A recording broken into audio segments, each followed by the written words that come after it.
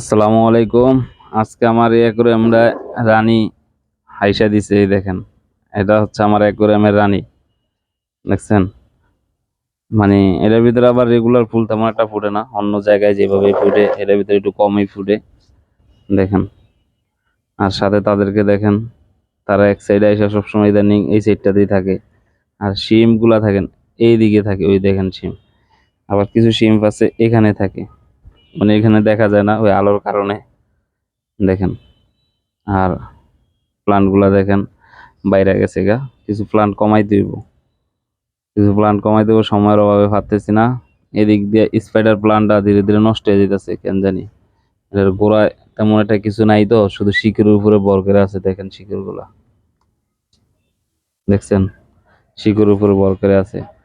আর এই দিক দিয়ে আমার শিম্পে মনে করেন যে শ্যাওলা খাওয়ার জন্য, এই দেখেন কি পরিমাণ শ্যাওলা হয়ে গেছে গা।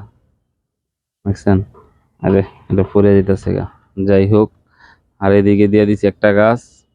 এটারও আবার চুল টুল কাটে একবারে পুরা সমান করে লাইছি। দেখছেন? সমান, মানে পুরা গাছটারে একসাথে চুল কাটাইছি।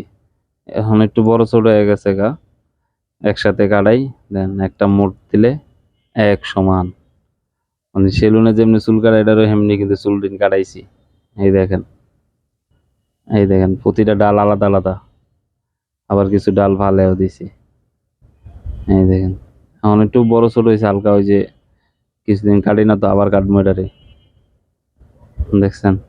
তো এরকম কার ভালো লাগে এদিক দিয়ে করে উপরে একটা গাছ সুন্দর মতো বাতাসে দুলে। আবার এদিক দিয়ে একটু কয়েন প্লান্ট আছে কিছু, কয়েন প্লান্ট গুলা কাটতে লাগানো এখন বড় হয় না, আবার কদিন পরে পাতাগুলা দিলে এটা আবার বড় হয়, এটা যথেষ্ট সুন্দর লাগবে আর কি।